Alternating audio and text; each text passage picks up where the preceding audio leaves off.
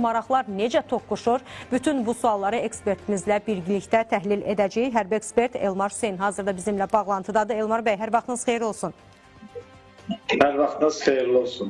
Dediyimiz kimi bu dəqiqə vəziyyət çox kritikdir və hazırda döyüşlər gedir. Şiddətli döyüşlərin getdiyi ilə bağlı kütləvi informasiya vasitələrində artıq məlumatlar yerləşdirilir. Bu Hindistanla Pakistan arasında müharibə riski sizcə realdırmı, yoxsa bu lokal toqquşma səviyyəsində qalacaq, genişlənməyəcək? Necə fikirləşirsiniz? Bu dəfə vəziyyət necə olacaq?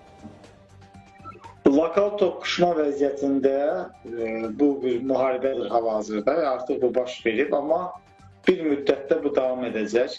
Çünki dünyanın buna baxışından baxmaq lazımdır. Çinin, Türkiyənin, Rusiyanın bura mövqeyi məlumdur, məlum olmalıdır, eləcə də Amerikanın. Amma insanlarımız zaten efir qarşısında sual verir özünə ki, nə üçün Pakistan və Hindistan? Nə proses gedir? Siz orada 2 dəfə işarə verdiniz, təkrarladınız ki, döyüşün maraqlı tərəfi də ki, Çin istehsalı raketlərdən istifadə olunur. Gəlin belə bir teatr səhnəsi quraq ki, hər kəsə aydın olsun.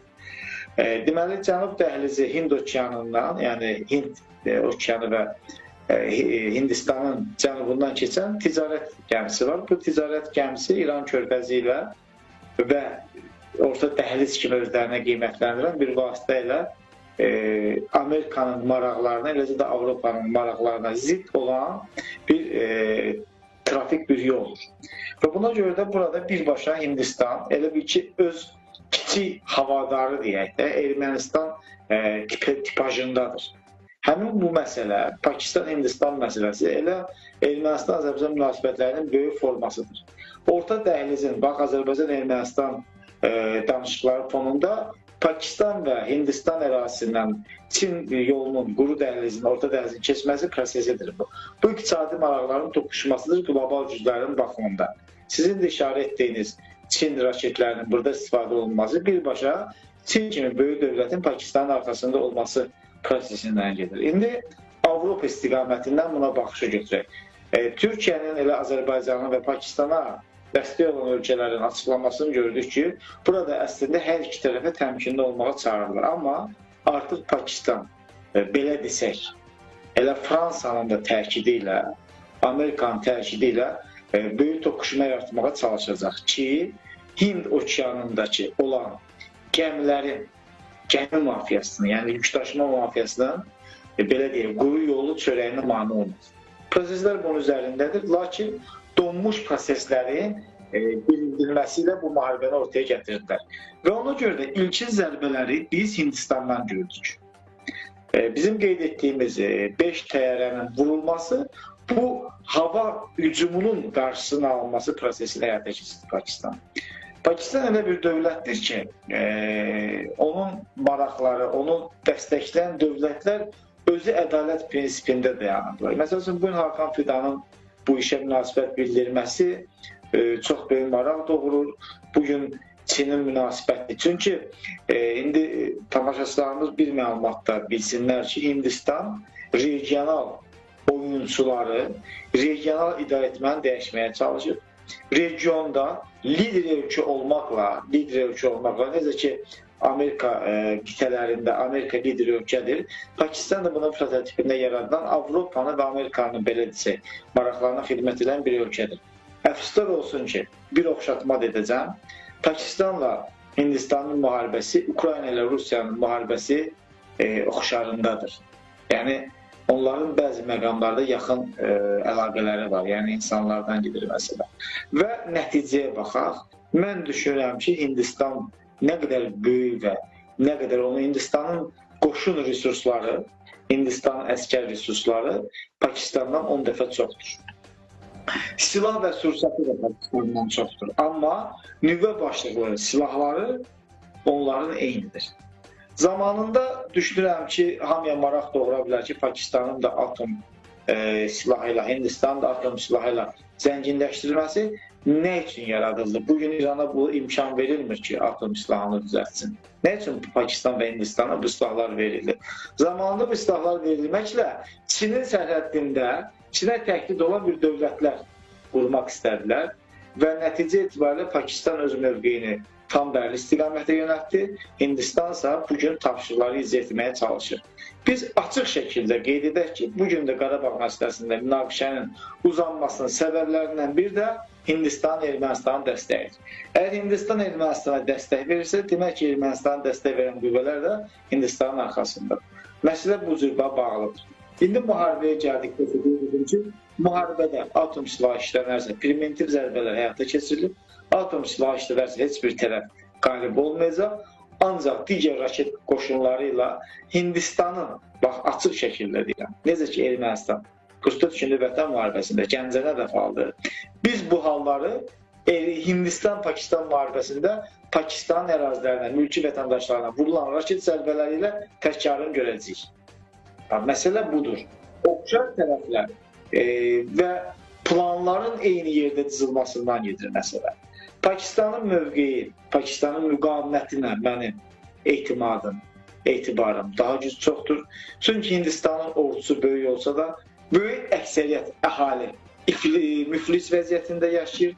Azlıq çəkən təbəqənin, əhqabsız, yoxsul yaşayan əhalinin sayı Pakistana nisbətən Hindistanda daha çoxdur. Və elə sizin vurğuladığınız səbəblərdən də Narendra Modinin hakimiyyətdən getməsi gündəmdə idi. Sanki belə bir vaxtda da bu hərbi toqquşmaların yaşanması onun hakimiyyətdə qalmasını bir qədər də uzatdı. Sizcə elə bunu belə deyək, sürətləndirən sizin sadaladığınız digər üçüncü tərəflər yox, bəlkə elə Narendra Modinin özünün bir B planı idi? Yox. O tapşırıq aldı konkret ki, Çinlə Pakistanla keçən orta dəhliz dayandırılmalıdır. Baxın, mən belə bir misal çəkəcəm, tam aydın olacaq. İngiltərə kraliçasının məktubu ilə Çin Azərbaycandan keçən İpək yolu Toxtamış xana və digər müsəlman xanlarına göndərilən məktublarla dayandırıldı. Birinci hissə. İkinci hissə Türkmənistan-Gürcüstan müharibələri, müqavilələri ilə Rusiya bu tapşırıq gəldi İngiltərədən. Bu dərin tarixdir. Bu bölgələrdə bu dövlətlərin maraqları dəyişmir, illər dəyişsə də. Bu bir sifarişdir. Bu Pakistana qarşı bir sifarişdir. Çinə gözdağı verməkdir. Digər sizin sadaladığınız təbii ki, dəstəkdir Pakistana. Deməli, bu Çini proseslərə qatmaq məqsədi güdürdü. Və sizcə qatılacaqmı açıq şəkildə? Dəstək ola bilərmi Çin? Yoxsa o qədər genişlənməyəcək proseslər? Çin Avropadan kənardan idarə etmə oyunu çox gözəl öyrənir. Çin bu müharibədə fiziki olaraq ictimaiyyətə göstərmədən, yəni göstərici olmadan iştirak etməyəcək. Ancaq birbaşa Çin bu iqtisadi dəhlizin saxlanmasında bu rolu oynayacaq. Və bu maraqları mən geniş şəkildə insanlara başa salmaq istəyirəm ki, bugün Çin Pakistana nə qədər maraqlıdırsa, Azərbaycan dövləti də bir o qədər maraqlıdır. Bugün bizim kimlərlə mübarizə apardığımız, hansı qüvvələrlə mübarizə apardığımız, bax Çinlə Hindistanın müharibəsinin nümunəsindədir. Burada çox böyük qlobal güclərin, baxın, bu müharibədən az öncə Hindistana hansı dövlətlər səfər etdi? Hansı dövlətlərin biz gördük ki, Çinin raketləri burada istifadə olundu. Biz İsrailin də raketləri və silahlardan Hindistan tərəfindən Pakistana qarşı istifadəsini görəcəyik. Eyni prosesdir. Siz bir qədər öncə Hakan Fidanın dəstəyini vurğuladınız. Mən yeri gəlmişkən elə Rəcəb Tayyip Ərdoğanın dəstəyini də vurğulamaq istəyirəm. Türkiyə Prezidenti Rəcəb Tayyip Ərdoğan Pakistanın baş naziri Şahbaz Şərifə zəng edib. Telefon danışığı zamanı Ərdoğan Pakistana dəstəyini ifadə edib. Bəli, dediyimiz kimi böyük güclərdir. Türkiyədə, Çində, Pakistanın yanındadılar. Biz də öz dəstəyimizi veririk. Biz də öz dəstəyimizi bildiririk. Dost ölkəmiz olan Pakistana ümid edirik ki, tezliklə bu münaqişə bitəcək və daha ölümlərin sayı çox olmadan bu necəsə diplomatik yolla həll olunacaq. Bəs bu addımlardan sonra diplomatik yola artıq bir şans qalırmı? Diplomatik danışıqlar baş tuta bilərmi? Çox qısa olaraq. Tabii, şans ancaq Türkiyənin və Çinin, eləcə də Rusiyanın bura marağına təqdim edir. Ən böyük rolu burada Türkiyə oynayacaq. Bir misal çəkirəm nümunə ilə. Əfqanistanla İran arasında olan qısa müddətli müharibəni. Yəni ki, Məsələ bundan ibarətdir ki, burada Türkiyənin müdaxiləsi məsələni düzgün, ədalətli şəkildə tərəzi istiqamətində həll edə bilər. Ancaq sizin bir ifadəniz oldu ki, az bir itki ilə bu ərsəyə gələcək. Amma mən qeyd edirəm ki, az bir itki ilə olmayacaq, müharibə 10 gün və 1 ay müddətində çəkə bilir. Aydındır. Təşəkkür edirəm Elmar bəy, maraqlı şərhiniz üçün, proqnozlarınız üçün.